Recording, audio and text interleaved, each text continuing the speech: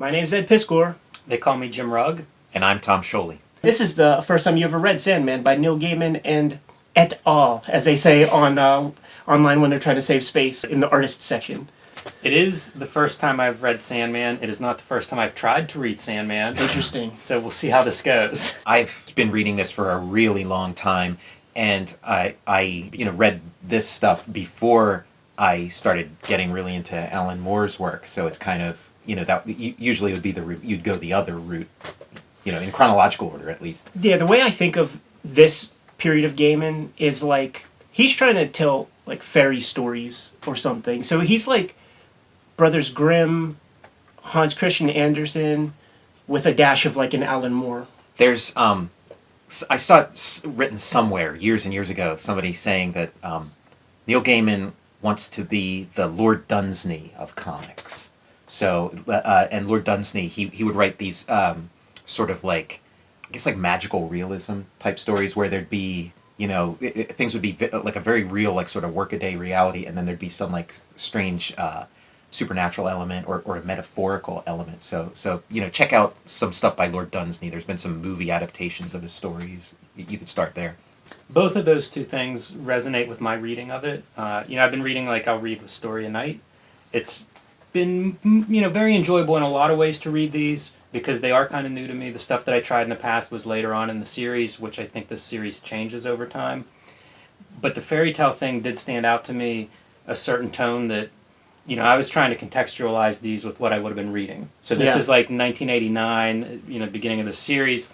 That would have been things like McFarlane's Spider-Man, about that time, Liefeld, New Mutants, stuff like that.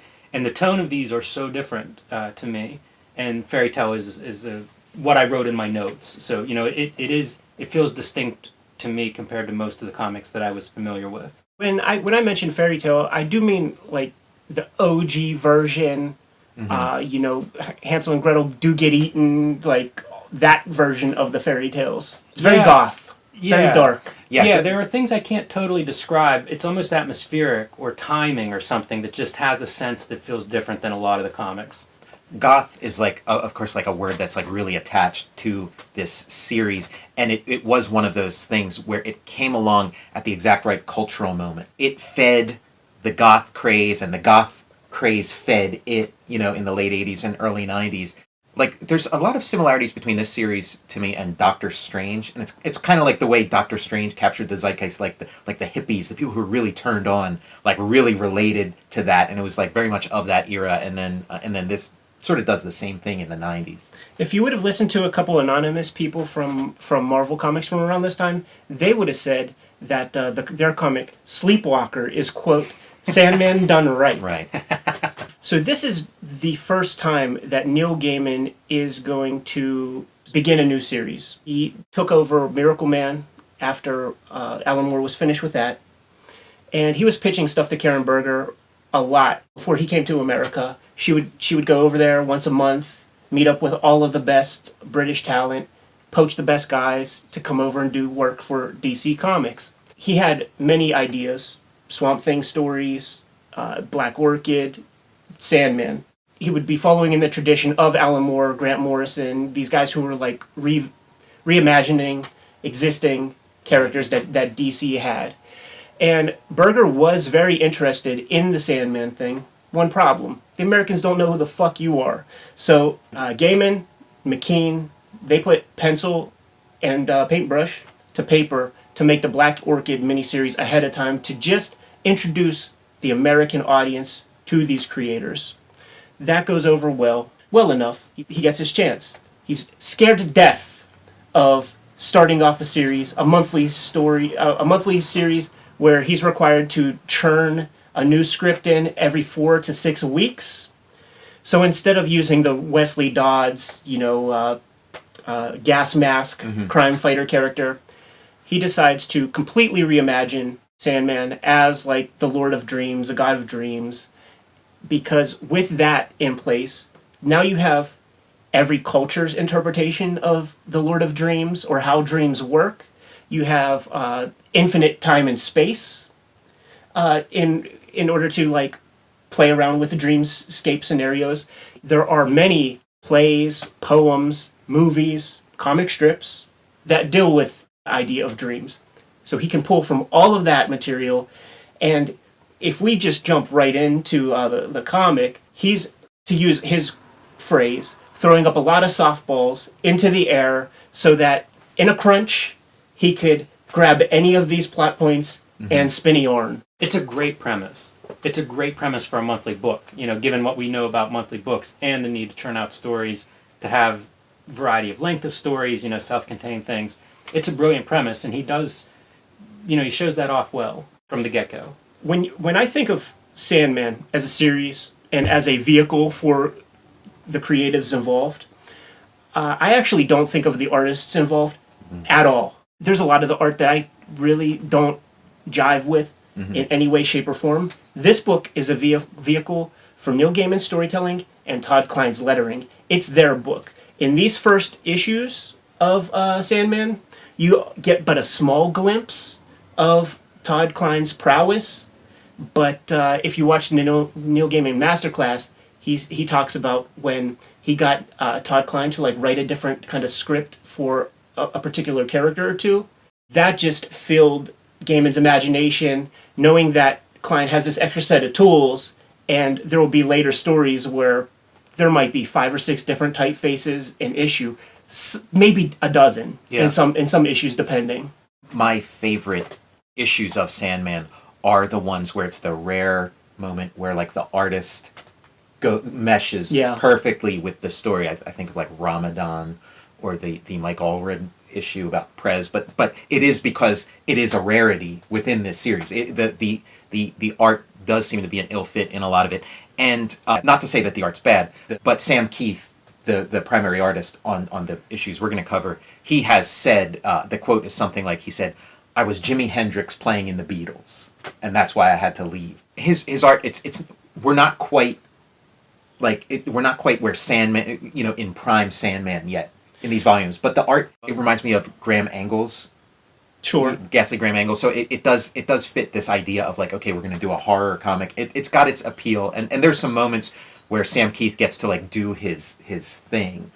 It's not prime Sam Keith yet. No. This is 1989. Yeah. It's 2 years before we get the Marvel Comics Presents issues. Mike Dringenberg is the inker, is credited as the inker, although they're usually listed just as artists, the two of them. And it seems like, throughout the first several issues, that it becomes more of a divide almost. It looks like one guy's drawing some stuff and the other guy's drawing some stuff. It does not look like a typical penciler inker split between the two. I'm going to make a guess. In the first 2 issues, it looks more like Sam Keith is doing a lot of the heavy lifting on pencil duties, but then issue 3, 4 looks more like Mike D is doing his thing. Yeah, and there are pages where it looks like one guy drew this page and one guy drew this other page. Which is very interesting, too, because I think Mike... I'm going to just call him Mike D, because I don't know how to say his last name. I assume I mispronounced it. I think he might be British, too. Could be. So imagine, you got to FedEx these things over across the pond. Twice. Yes. Yeah, I don't know how and Sam Keith is a Californian, so it's an extra long jaunt. Right. There's also a Wrightson style to this, which I think was probably very deliberate too. A lot of this series kind of comes out of Swamp Thing, and so that's sort of a natural fit. There's one of the first characters were introduced in this story, Roderick Burgess. All he needs is the little eyebrow flares on the side, and then he's a total exact Wrightson character. Anton Arcane, and that's what we're going to talk here. Issue 1 of Sandman. We're ultimately going to do Preludes and Nocturnes, the first trade paperback, but we're handling them 1 issue apiece, man, because we're verbose and we have a lot to say. Yeah, while we're talking about art, before we get inside any further, we have to mention Dave Mckean. The one visual soul of this book, I think more than Todd Klein probably even, is Dave Mckean covers, which are pretty unique, pretty different, especially 1989. Kind of amazing. They're painting, they're combined multimedia, sculptural, taking photos of them to make the covers. Very unique, very otherworldly, and I think they set a tone for Sandman. It's a different book without those. Yeah. And I also wonder, reading it and thinking of Neil Gaiman doing Black Orchid with him, Signal to Noise, before this. Imagine what these stories are like if that's a frequent collaborator of yours, but then you're going to like a more traditional, you know, you say Graham Ingalls and Bernie Wrightson, and I tip my hat to those guys, fantastic, but also you're talking decades difference between those two approaches to visual storytelling. It's kind of weird, you know. There's a world where, at least for me, not being versed in Sandman, where like I can almost imagine Dave Mckean as being, you know, a co-creator on this book, or making this thing real and come to life, and it's just not at all the direction of the interior. His covers gave like a unified visual identity to the series from start to finish. Yeah, and created a lot of atmosphere and mood, and I think you know, ephemeral quality of what the book is and what I, as a limited reader, think of the book. Absolutely, it would be amazing first impression to a reader who's like, "What is this thing?"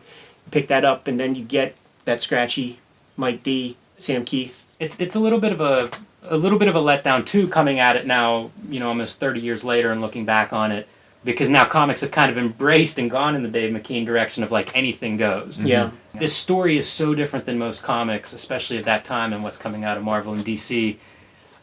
You know, I'm a little disappointed when I go back and read this. You know, I have notes that the art is disappointing in several instances throughout these first couple of issues. Things where like the concept is really intriguing to me, or there's some, you can see like that's a great idea, and the visuals just don't deliver. Karen Berger describes this first trade as a work in progress. So even the writing, Gaiman is finding his footing. Yeah, You he's mentioned, not. you know, coming to Alan Moore after reading this stuff, after Neil Gaiman, and I think a really good comparison there, because Alan Moore is so good with artists, is that he comes out of making his own art. Yeah. You know, so like he's sort of connected to how comic art works, and you know what you can put in a panel, maybe what you can expect out of somebody, how you direct them. And that probably is what we're seeing here, is Neil Gaiman acclimating to that and realizing, like, here's how you talk to an artist, or here's the important part of what needs to be in the panel, or how to describe that. So I can see that as like him sort of figuring that part out in these first couple of issues. I don't know that he wrote 200 comic pages up at this point yet. Right. Did a couple of Future Shocks or whatever for 2000 AD. And again, did Black Orchid. Working with Mckean is not probably helpful. If anything, it may send you in the wrong direction. It's that thing of like, you can't unlearn to ride a bike. Yeah. Hey man, if Dave McKean's your main guy of how you write, you're going to have to make some adjustments for the rest of us. Yeah, I mean, Neil Gaiman, he's not a master yet. These issues that maybe by the time we get to the end of this volume, maybe he's become a master by that point. But at this point, becoming it. Like yeah, when we get the introduction of death. He's like, on the that's the turning point. I think there might be an earlier turning point, but that's definitely where like it becomes his own. You know, he figures out what he is. And Gaiman, I don't know if this early he was doing it, but Gaiman is an artist as well, and he does like draw out his scripts. So maybe he started doing that later. Maybe he's doing that here. But he is like at this point. He's like Alan Moore light. He assisted Alan Moore in some things. He assisted him on Watchmen. If this is true or not, like I don't know if it's an urban legend, but I always heard that he wrote some of those text pieces that are backups at the end of Watchmen and stuff. So he definitely and the Miracle Man stuff you mentioned. He definitely sort of studied under Alan Moore, and there is a big influence there. And he eventually comes into his own and sheds that. But this volume, I see a lot of like, you know, attempting something similar to Alan Moore, and I'm sure that was probably a directive too, of like, okay, do something like Swamp Thing, do your thing, but make it kind of like Swamp Thing. There's another contextual piece to the art in this thing too, because in American comics, in American culture, the trading card boom and bust is going to take place, and the smart, greedy artist is not going to want to be jumping onto some new like fledgling series that who's this Gaiman character, whatever. They want Spider-Man, they want X-Men, they want Superman or Batman. They want something that is going to pay royalties month in, month out. So we're seeing a lot of the early efforts of future really, really good artists. You know, like I'm not feeling the art in comparison with the writing on many of these stories, but by no means are these bad artists. Perhaps just not the greatest fit or the best that they could come up with at any given point in time whenever it was time to put pencil to paper. I'll bet you anything if these were printed on newsprint, they'd go up a notch, and maybe a big notch, maybe a small notch, but I think newsprint would have helped. This is like sort of like very early days of like glossy paper. Or like, it was like Baxter, and it was that different color palette too, where they had more color. You know, the same like Omega Man or whatever. That Baxter paper, a couple hundred more colors to play with, and a colorist wasn't well versed in those yet. One last note on kind of writing art in this time period. Marvel, famous for the Marvel method, was something where it was like, here's the idea, artist, you go translate that to comic. DC, worked full script. Yeah. And I've worked both ways, and the full script thing is very much, you're more of an illustrator than a cartoonist at times. And so that's something I think about with Vertigo. If there is a house style, it does have this certain lack of personality in the art. Yeah. Very writer-driven maybe in stuff. the cartooning. Lack of personality in the cartooning, because it is so much like, okay, panel 3, we're looking over this guy's shoulder or whatever. It just feels a certain bit of micromanagement where that's a part of what I like about artists I like, is like they approach a scene this way, or they, build a composition like this, and you don't necessarily see it in certain DC books. I feel like they had a house style at this time. Sam Keith, certainly his own style, but that house style may be something where it's like writer as director. And so there's a little bit of that in here, where you may not be getting the most exciting moments or potential exciting moments in the visuals as a result of the way the script is written, where it is like, okay, there's 7 panels on this page and this is what's in each one. That removes the thing of like the artist saying, I have an idea of how to show the House of Mysteries, or to show the entrapment, or whatever subject he's drawing. Sam Keith is a virtuoso, and it is like that Jimi Hendrix and the Beatles kind of thing. It's like he's a virtuoso. He needs to just kind of be unleashed, and so it must have been really weird to work in those confines. This first issue story is called Sleep of the Just, and for all that we said about Sam Keith and his virtuosity, he does what he can, and there are a lot of beautiful page compositions, just the way what he does with around the panel borders, with like little kind of satanic magical symbols and stuff like Satanica. that. Satanica. Yeah, did you coin that term? I've never heard it before. Yeah. I didn't want to jump on your word, man. But we may make a T-shirt of it. That might be a fucking Danzig Verotic comic, by the way. And we have this Roderick Burgess guy, part of like a magical order. That's the other thing with these British writers, is they're way more comfortable using magic and shit like that than like their American contemporaries. And I like wonder like. Yeah, we hate that shit. Shit got beat out of our asses, like from our no nonsense parents who were like, listen, stop with that beanstalk shit, man. It's probably the American version of that is probably the con man. It's just a very slight sidestep from the performing magician to the con man. Yeah, both involve sleight of hand. Also some religious stuff probably in America. Yeah, especially 80s, like the 80s satanic scare of the 80s and stuff. They're listening to a lot of Led Zeppelin. And so they listen to Led Zeppelin, and then they learn about Aleister Crowley. So they read about Aleister Crowley, and like, yeah, it's all through Alan Moore, and it's here. And that Roderick Burgess, I don't know if he's an existing DC character. I'm guessing probably not, but he's supposed to be like an Aleister Crowley. Yeah, and Crowley is mentioned in the story. But the other thing though is like, we have Edgar Allan Poe, we have H.P. Lovecraft, but like it's the Brits who embrace that. The palate gets wet with whatever kind of King Arthur bullshit they learned about growing up. They embrace Lovecraft, not us. It's weird. Yeah, and again, harping on the art, this is a tough story because it covers, 100 years or something of period detail. There's a lot that Keith and Dringenberg are asked to draw and, to make look good. And like you say, for the most part, they do. But that is a challenge when you're trying to do period detail and architecture and clothing and before Google image search. Yes. When maybe 50% of the cartoonist's job was just trying to find reference, hanging out at the library to try to figure out. You're not going to have a great morgue file of some of this stuff. So the idea with this Burgess character, he's clearly an insecure mage because he's worried about like what Aleister Crowley thinks about him and the other mages in other orders. He also has that fear that we all sort of have, man, of dying and getting old and crusty, man.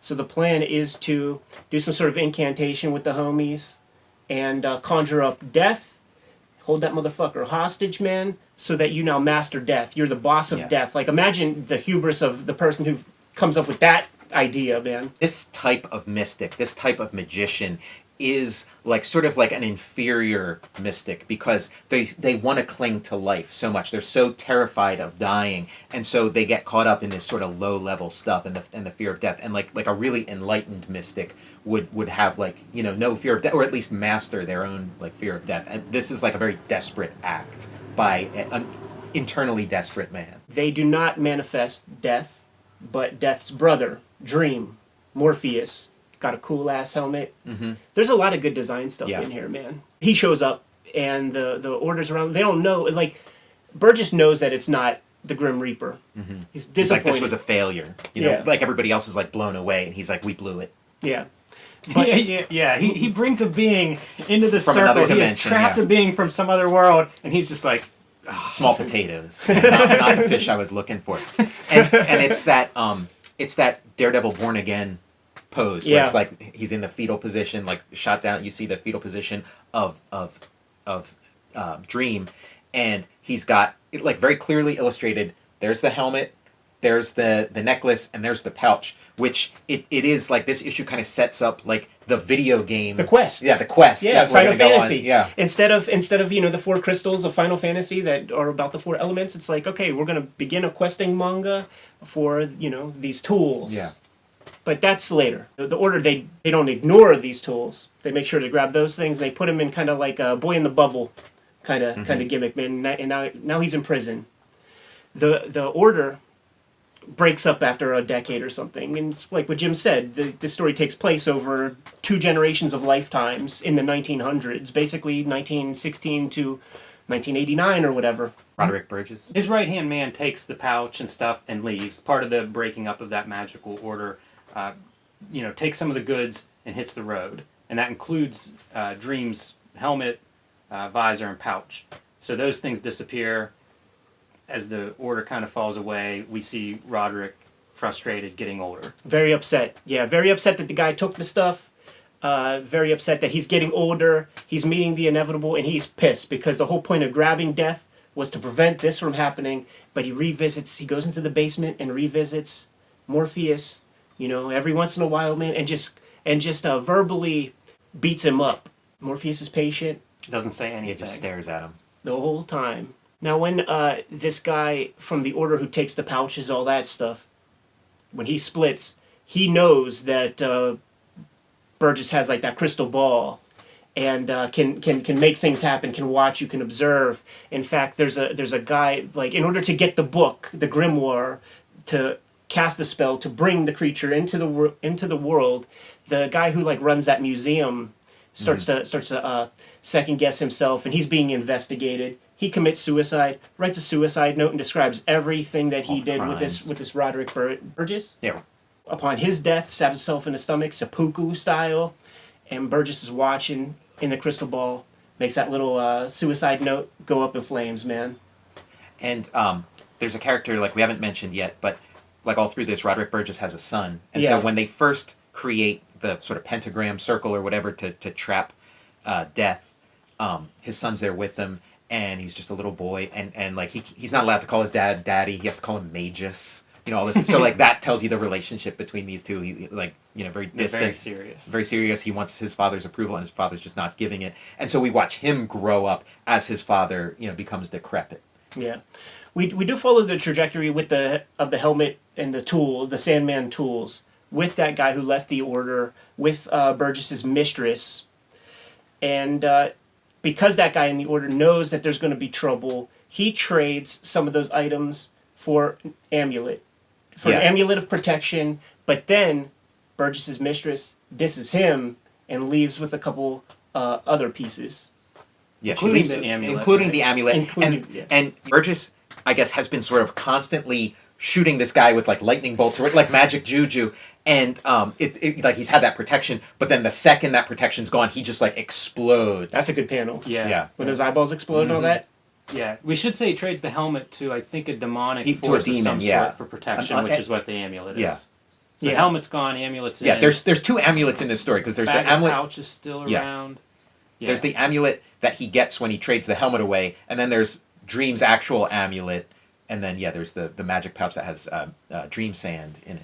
The other piece that we haven't mentioned yet, whenever Dream is captured then suddenly there's a half a dozen characters whose sleep is disrupted in different ways. Some Yes. people can't wake up, some people can't fall asleep.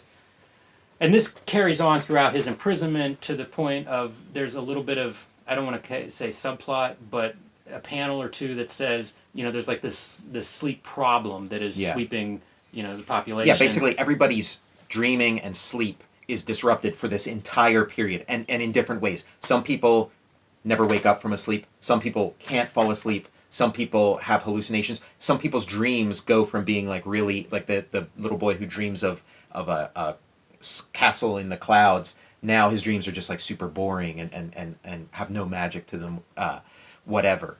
And so this is something that's been afflicting the world.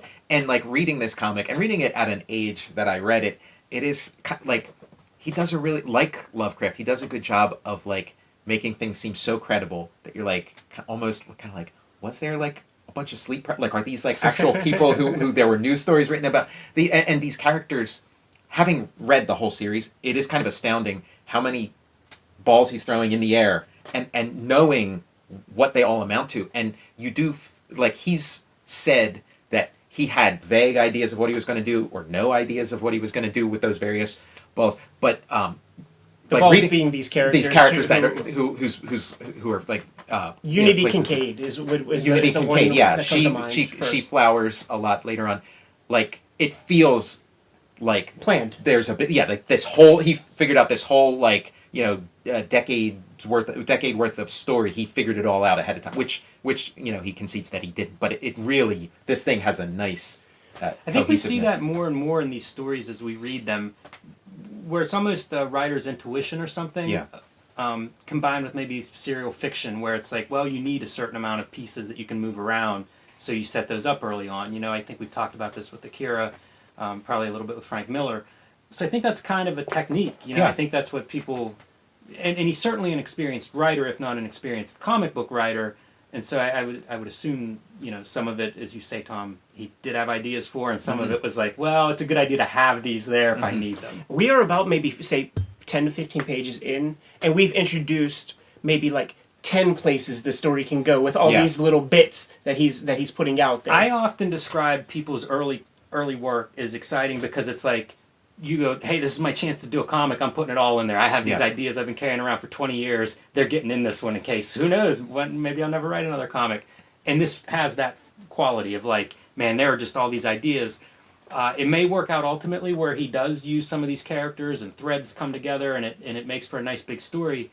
My sense reading this and rereading this was there's so much that we don't really get. There are glimpses of this stuff where I'm like, man, that's really cool, but it's almost off panel, because it's happening so fast, and then it's back to this other character that I don't know who this is, and if we're going to see them again, if they're significant, how they're significant, and then it's like, this is interesting, but now we're on to the next subplot or ongoing character. Having read the entire series and then coming to this, it's a lot of fun because seeing like, there's that, and I know what happens to them, and I know what, and I kind of remember what happened. It's so this is what it must have been like for the first read. Like I read this stuff after I had already read a bunch of Sandman comics. Then I came to find out like where it started, so I already sort of had that effect. That's one thing that is noteworthy to the readers out there. Like if you go to the library and Preludes and Nocturnes Volume 1 is not there, these books, these individual volumes, are designed to be read as you will. They can stand on their own, but there is a unifying narrative, and you can certainly read them in a row if you wish, but not necessarily a requirement. At least that's what Neil says. I read the things in a linear fashion, and that's how I've absorbed this material. Yeah, I read them all out of order. And it worked? And it worked. It worked beautifully. Like my entry point was like one of those standalone issues. Oh, I see. So we're talking about all those people whose sleep is affected. One of them is Wesley Dodds, who you mentioned previously. Now, one of the things with this comic is like it bears almost no resemblance to any comic that DC's ever done called Sandman.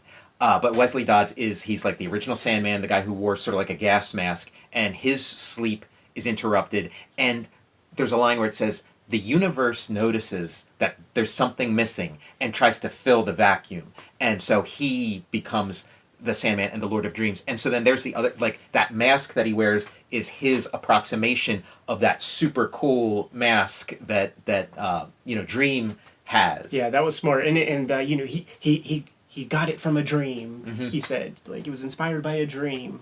His tools are scattered. Burgess is dead. Like, has a heart attack in the midst of just like banging on the little bubble, screaming at Morpheus. It does no good. He kills over like a ton of bricks. He's dead in the ground. Now the son is the new magus in town. Though, like a son is wont to do, doesn't want that association with his pops. Just call me Andy, or whatever the hell his name is. He reminds me of like Robbie Knievel. Yeah. Because he has this father who's like larger than life, who he, you know, loves and hates at the same time. He resents and so he copies him in some ways, but then he tries to like undo and maybe top some of his things. And there's a really great sequence where he's like, where you see like the father worship, where he's like, oh, I devoted my life to writing books about the life of my father, this and that. And then there's one panel where he's like, and then I slashed the portrait of my father, you know, and then I went back to working on his biography. You know, so that's where I felt like Robbie Knievel in there. And imagine, like, you know, some kids, when daddy dies, man, they'll get a trust fund inheritance. Other kids might have to like incur some of that debt and you know, pay off their old house or some shit like that. What happens if you got a naked fucking powder white guy in your basement who's been there for 80 years? And they address, like, this is like a key moment in the story, because this is like his chance to like not go down the road that leads to his demise, Burgess's son. Because up until this point, Burgess's son isn't innocent. He's just pulled along in his father's ride, but he's kind of like entropy or whatever. It's like, well, this guy's been down there, and I'd like to not die too, I get, you know, like, so I'm just going to keep him down there because he's going to give up eventually. He's been down there, you know, it's 50 years or whatever. He's going to wear out eventually, and he's going to give me all the secrets.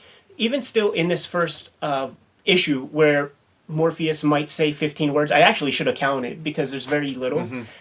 We do get the impression that he is kind of an imperfect god in a way, because revenge is on his mind. Now, maybe that is status quo of gods, some gods for sure, but he has that component where he's going to fuck these people up. It's just a matter of time, and he's just biding said time. Yep. Morpheus's personality is like really interesting because he holds a grudge. Yeah.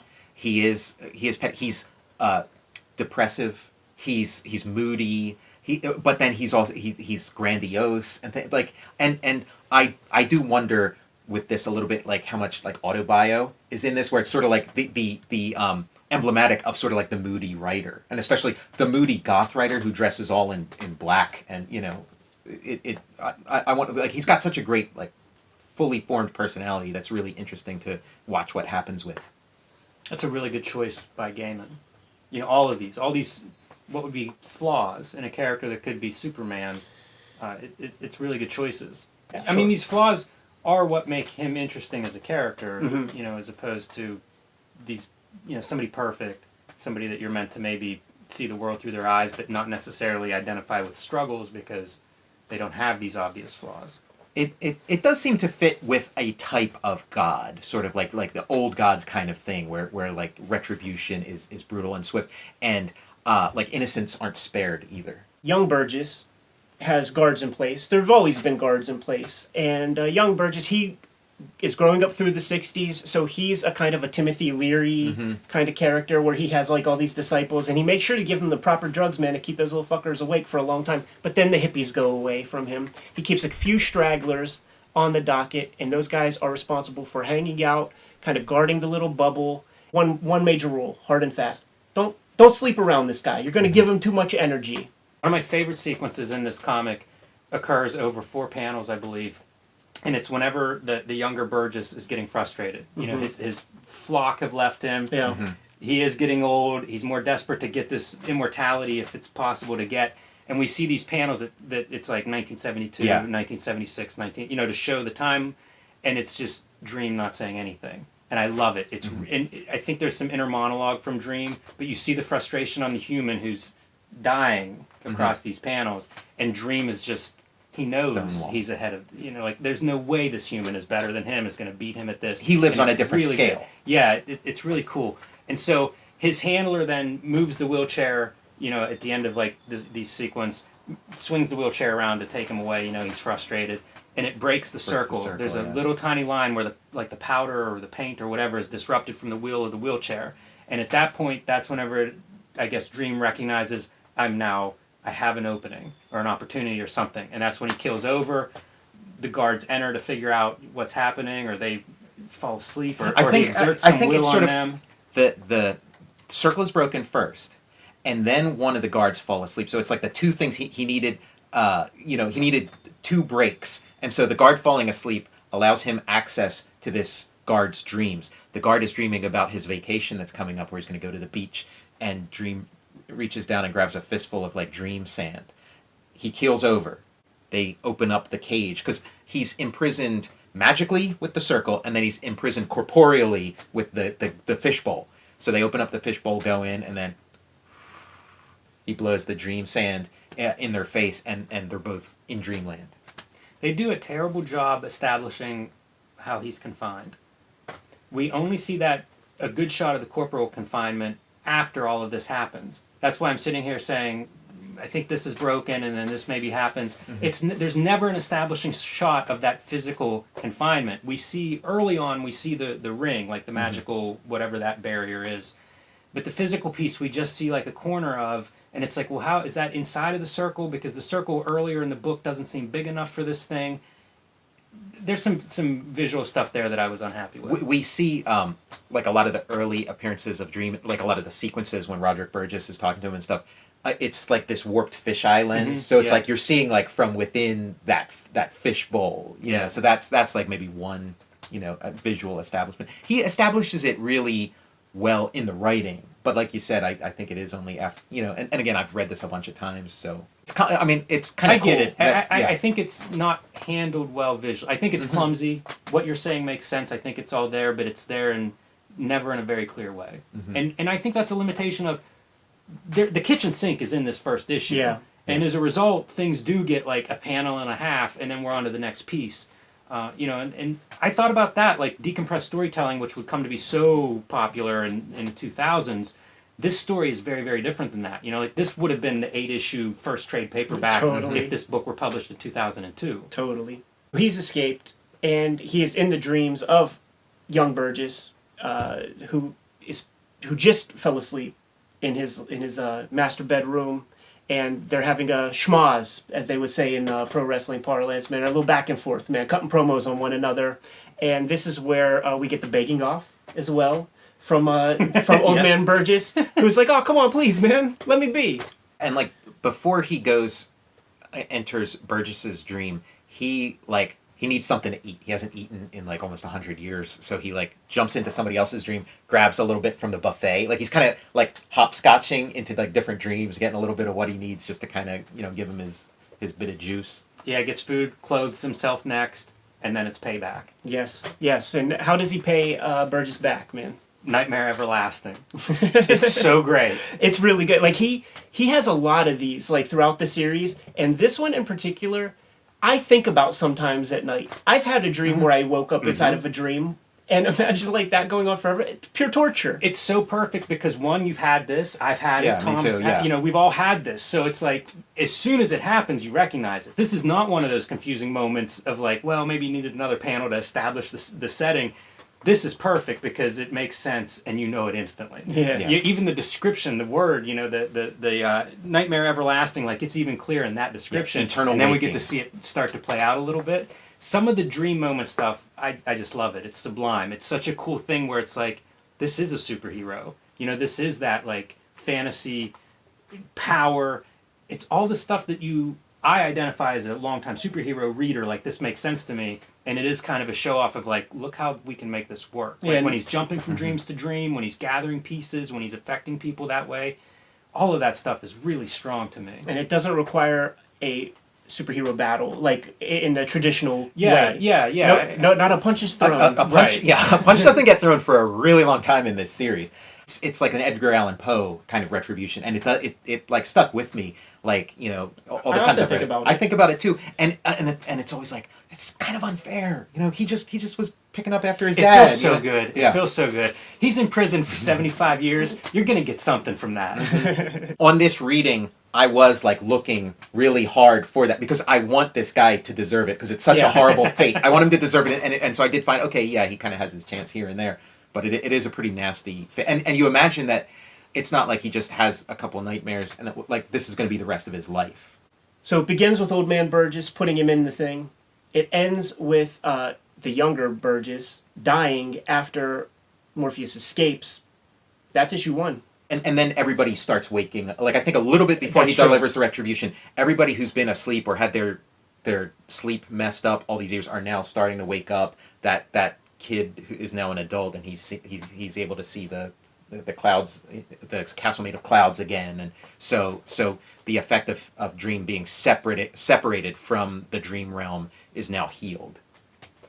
Yeah, I think we look at master classes, we talk a lot about writing and creating these stories, and this issue feels very satisfying in that way. I often think of 3-act structure, you can almost, instead of the 3 acts, think beginning, middle, and end. Captured, serves his time, and escapes. Like, that's a very satisfying beginning, middle, and end. It's a good, it's a solid first issue. It sets up a lot, it gives us this character, and it's satisfying on its own. That was the part, I think, that felt fairy tale-like to me. That passing of time, the resolution, it works really well. I think it speaks to Neil Gaiman as a writer. Maybe relatively new to comics writing, but definitely a writer, that understands all of the nuance of structure and story and plot and character.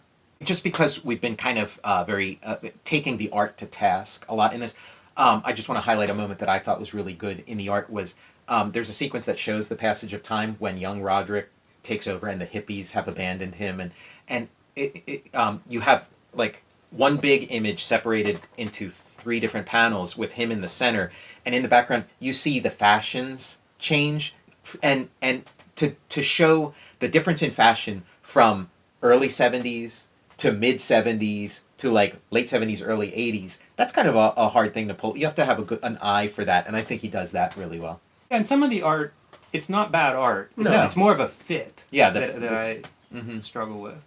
And so did Sam Keefe, by his own admission.